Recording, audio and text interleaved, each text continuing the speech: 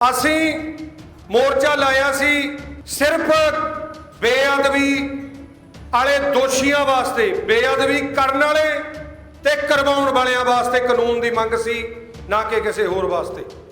ਇਹ ਸਰਕਾਰ ਦੀਆਂ ਗੰਦੀਆਂ ਨੀਤੀਆਂ ਹੁੰਦੀਆਂ ਨੇ ਸਾਨੂੰ ਅੱਡੋ ਪਾਟ ਕਰਨ ਦੀਆਂ।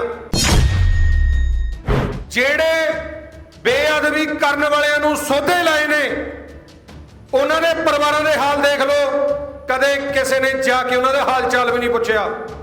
ਸਾਡੀ ਬਦਕਿਸਮਤੀ ਹੈ, ਅਸੀਂ ਆਪਣੇ ਦੁਸ਼ਮਣ ਦੀ ਵਾਹ-ਵਾਹ ਕਰਨ ਤੇ ਲੱਗੇ ਹੋਏ ਹਾਂ, ਪਰ ਆਪਣਿਆਂ ਨੂੰ ਮਿੱਟੀ 'ਚ ਮਿਲਾਉਣ ਤੇ।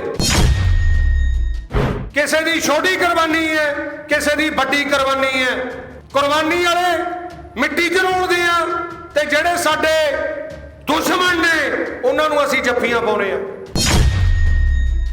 ਗੁਰੂ ਗ੍ਰੰਥ ਸਾਹਿਬ ਪਿਤਾ ਜੀ ਦੇ ਅਧੀਨ ਹੋ ਜਾਓ, ਇੱਕ ਨਿਸ਼ਾਨ ਸਾਹਿਬ ਥੱਲੇ ਇਕੱਠੇ ਹੋ ਜਾਓ, ਸਾਰਾ ਪੰਥ ਇਕਜੁੱਟ ਹੋ ਕੇ ਕੋਈ ਵੀ ਲੜਾਈ ਜਿੱਤ ਸਕਦਾ ਹੈ। ਜਿੰਨਾ ਚਿਰ ਅਸੀਂ ਆਪਣੇ ਪਿਓ ਤੋਂ ਬੇਮੁਖ ਰਹਾਂਗੇ ਕਿਸੇ ਵੀ ਮਕਸਦ ਦੇ ਵਿੱਚ ਕਾਮਯਾਬ ਨਹੀਂ ਹੋ ਸਕਦੇ। ਸਿਰਫ ਧੱਕੇ ਖਾਵਾਂਗੇ ਤੇ ਛਿੱਤਰ ਖਾਵਾਂਗੇ, ਉਸ ਤੋਂ ਇਲਾਵਾ ਸਾਡੇ ਬੱਲੇ ਕੁਝ ਨਹੀਂ। ਗੁਰਜੀਤ ਸਿੰਘ ਟਾਵਰ ਤੋਂ ਵੀ ਕਹਿੰਦਾ ਸੀ ਕਿਸੇ ਵੀ ਰਾਜਨੀਤਿਕ ਪਾਰਟੀ ਦੇ ਵਿੱਚ ਸ਼ਾਮਲ ਨਹੀਂ ਹੋਵਾਂਗਾ, ਕੁਰਸੀ ਦੀ ਕੋਈ ਭੁੱਖ ਨਹੀਂ ਹੈ, ਮਰਨ ਮਿਟਣ ਨੂੰ ਤਿਆਰ ਆ। ਗੁਰੂ ਸਾਹਿਬ ਅੱਜ ਜਿੱਥੇ ਮਰਜ਼ੀ ਡਿਊਟੀ ਲਾ ਦੇਣ ਆਪਦਾ ਸਿਰ ਕਟਵਾ ਦਾਂਗੇ, ਪਰ ਰਾਜਨੀਤਿਕ ਲਾਲਸਾ ਲੈ ਕੇ ਕਦੇ ਵੀ ਕਦਮ ਨਹੀਂ ਚੱਕਾਂਗੇ। ਇਸ ਬਦਲਦੀ ਦੁਨੀਆ ਵਿੱਚ ਤੁਸੀਂ ਪਿੱਛੇ ਨਾ ਰਹਿ ਜਾਓ। ਹਰ ਘਟਨਾ ਜੋ ਤੁਹਾਡੀ ਜ਼ਿੰਦਗੀ ਤੇ ਅਸਰ ਪਾ ਰਹੀ ਹੈ, ਅਸੀਂ ਉਸ ਬਾਰੇ ਦੇਵਾਂਗੇ ਤੁਹਾਨੂੰ ਸਟੀਕ ਤੇ ਸਹੀ ਜਾਣਕਾਰੀ। ਤੁਹਾਡਾ ਆਪਣਾ ਹੱਕ ਸੱਚ ਦੀ ਆਵਾਜ਼ TV84। TV84 ਦੇ ਨਾਲ ਜੁੜਨ ਲਈ ਆਪਣਾ ਫੋਨ ਚੁੱਕੋ ਤੇ ਐਪ ਸਟੋਰ ਵਿੱਚ ਜਾ ਕੇ ਡਾਊਨਲੋਡ ਕਰੋ TV84 ਦੀ ਨਵੀਂ ਐਪ। ਇਸ ਐਪ ਤੇ ਤੁਸੀਂ ਦੇਖ ਸਕਦੇ ਹੋ 24 ਘੰਟੇ TV84 ਦਾ ਲਾਈਵ ਚੈਨਲ ਅਤੇ ਨਾਲ ਹੀ ਪੰਥ, ਪੰਜਾਬ ਅਤੇ ਦੁਨੀਆ ਭਰ ਦੀਆਂ ਅਹਿਮ ਖਬਰਾਂ। ਫਿਰ ਦੇਰ ਕਿਸ ਗੱਲ ਦੀ, ਹੁਣੇ ਡਾਊਨਲੋਡ ਕਰੋ TV84 ਦੀ ਨਵੀਂ ਐਪ।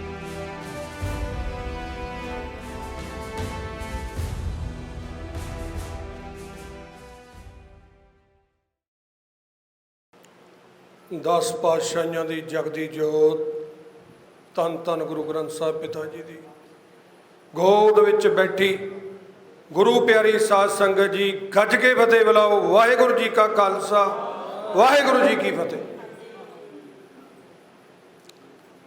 ਸ਼ਹੀਦ ਭਾਈ ਹਰਦੀਪ ਸਿੰਘ ਨਿੱਜਰ, ਸ਼ਹੀਦ ਭਾਈ ਅਵਤਾਰ ਸਿੰਘ ਖੰਡਾ ਜੀ, ਉਹਨਾਂ ਦੀ ਸ਼ਹਾਦਤ ਦੀ ਤੀਜੀ ਵਰਸੀ ਤੇ ਆਪਾਂ ਸਾਰੇ ਇਕੱਠੇ ਹੋਏ ਹਾਂ। ਸਭ ਤੋਂ ਪਹਿਲਾਂ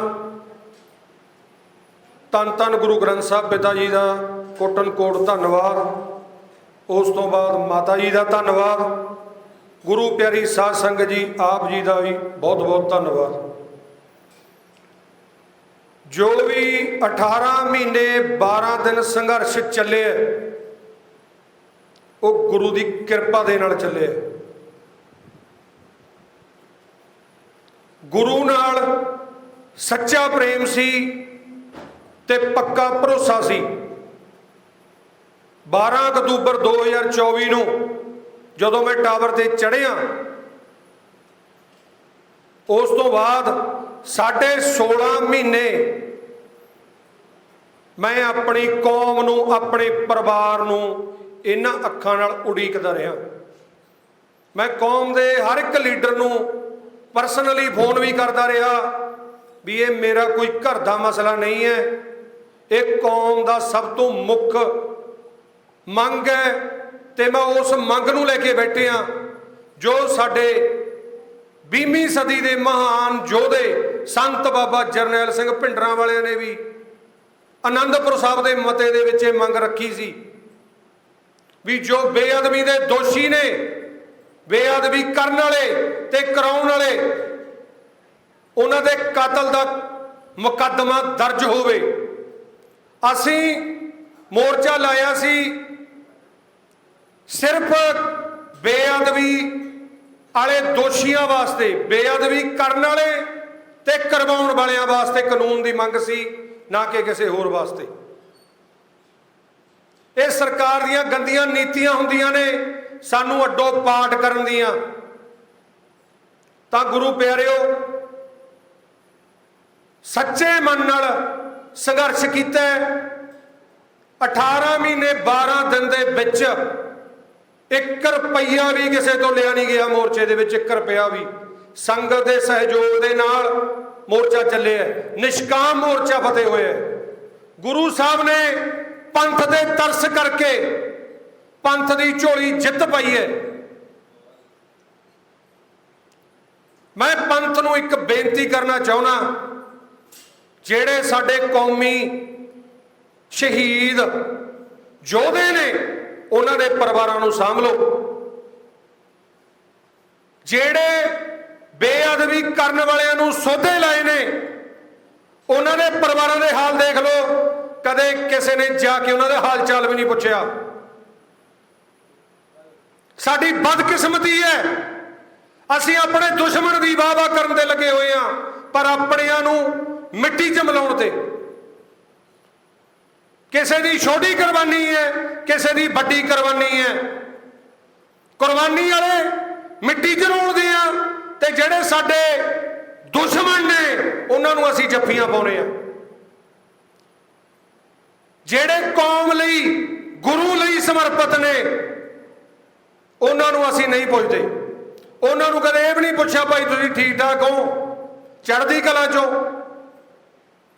ਮੇਰਾ ਵਿਸ਼ਵਾਸ ਹੈ ਗੁਰੂ ਸਾਹਿਬ ਤੇ। ਮੈਂ ਇਹ ਦੁਨਿਆਵੀ ਦੁਨੀਆ ਦੇ ਹਿਸਾਬ ਨਾਲ ਚੱਲਣ ਵਾਲਾ ਹੈ ਨਹੀਂ। ਮੈਂ ਗੁਰੂ ਗ੍ਰੰਥ ਸਾਹਿਬ ਪਿਤਾ ਜੀ ਨੂੰ ਸਮਰਪਿਤ ਹਾਂ। 18 ਮਹੀਨੇ 12 ਦਿਨ ਸੰਘਰਸ਼ ਕੀਤਾ ਗੁਰੂ ਦੇ ਪਿਆਰ ਦੇ ਵਿੱਚ, ਗੁਰੂ ਦੇ ਭਰੋਸੇ ਦੇ ਵਿੱਚ, ਤੇ ਮੈਨੂੰ ਭਰੋਸਾ ਸੀ ਵੀ ਜਿੱਤ ਪੱਕੀ ਹੋਏਗੀ। ਕੋਈ ਨਹੀਂ ਹਰਾ ਸਕਦਾ ਜੇ ਸਾਡਾ ਗੁਰੂ ਨਾਲ ਸੱਚਾ ਪ੍ਰੇਮ ਹੈ, ਕਿਉਂਕਿ ਗੁਰੂ ਸਾਹਿਬ ਹੀ ਕਰਨਹਾਰ ਨੇ। ਸਾਡੀ ਔਕਾਤ ਨਹੀਂ ਹੈ ਕਿਸੇ ਦੀ ਵੀ ਕੁਝ ਵੀ ਕਰ ਸਕੀਏ, ਸਵਾਸ ਵੀ ਉਹਦੇ ਹੁਕਮ ਨਾਲ ਲੈਂਦੇ ਆ। ਤਾਂ ਮੈਂ ਤਾਂ ਇਹੀ ਹੱਥ ਜੋੜ ਕੇ ਲਾਸਟ ਦੇ ਵਿੱਚ ਆਪਣੀ ਕੌਮ ਨੂੰ, ਆਪਣੇ ਪਰਿਵਾਰ ਨੂੰ ਹੱਥ ਜੋੜ ਕੇ ਬੇਨਤੀ ਕਰਦਾ, ਗੁਰੂ ਗ੍ਰੰਥ ਸਾਹਿਬ ਪਿਤਾ ਜੀ ਦੇ ਅਧੀਨ ਹੋ ਜਾਓ, ਇੱਕ ਨਿਸ਼ਾਨ ਸਾਹਿਬ ਥੱਲੇ ਇਕੱਠੇ ਹੋ ਜਾਓ। ਸਾਰਾ ਪੰਥ ਇਕਜੁੱਟ ਹੋ ਕੇ ਕੋਈ ਵੀ ਲੜਾਈ ਜਿੱਤ ਸਕਦਾ ਹੈ। ਜਿੰਨਾ ਚਿਰ ਅਸੀਂ ਆਪਣੇ ਪਿਓ ਤੋਂ ਬੇਮੁਖ ਰਹਾਂਗੇ ਕਿਸੇ ਵੀ ਮਕਸਦ ਦੇ ਵਿੱਚ ਕਾਮਯਾਬ ਨਹੀਂ ਹੋ ਸਕਦੇ। ਸਿਰਫ ਧੱਕੇ ਖਾਵਾਂਗੇ ਤੇ ਛਿੱਤਰ ਖਾਵਾਂਗੇ, ਉਸ ਤੋਂ ਇਲਾਵਾ ਸਾਡੇ ਬੱਲੇ ਕੁਝ ਨਹੀਂ। ਤੇ ਇੱਕ ਦੂਜੇ ਦੀਆਂ ਲੱਤਾਂ ਖਿੱਚਣ ਤੇ ਅਸੀਂ ਤਕੜੇ ਆ। ਸਿੱਖ ਸਿੱਖ ਦੀ ਪੱਗ ਲਾਉਣ ਤੇ ਤਕੜਾ ਹੈ, ਉਹਨੂੰ ਆਪਣੇ ਭਰਾ ਨੂੰ ਤਕੜਾ ਕਰਨ 'ਚ ਨਹੀਂ, ਉਹਨੂੰ ਸਿੱਟਣ ਦੇ ਵਿੱਚ ਤਕੜਾ ਹੈ।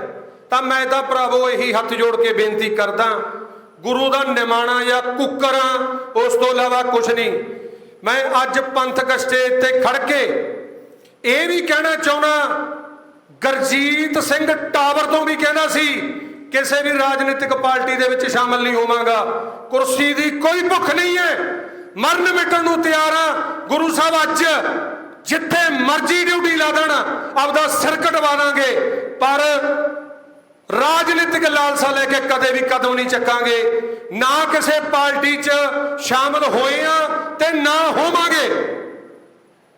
ਤਾਂ ਕੋਈ ਕਹਿੰਦੇ ਹੋਏ, ਵਿਚਾਰ ਸਾਂਝੇ ਕਰਦੇ ਹੋਏ ਭੁੱਲ ਚੁੱਕ ਉੱਚਾ ਨੀਵਾਂ ਬੋਲਿਆ ਗਿਆ ਹੋਵੇ ਗੁਰੂ ਪਿਆਰਿਓ, ਤਾਂ ਗੁਰੂ ਦੇ ਕੂਕਰ ਨੂੰ ਮਾਫ ਕਰਨਾ। ਗੱਜ ਕੇ ਫਤਿਹ ਬੁਲਾਓ। ਵਾਹਿਗੁਰੂ ਜੀ ਕਾ ਖਾਲਸਾ, ਵਾਹਿਗੁਰੂ ਜੀ ਕੀ ਫਤਿਹ।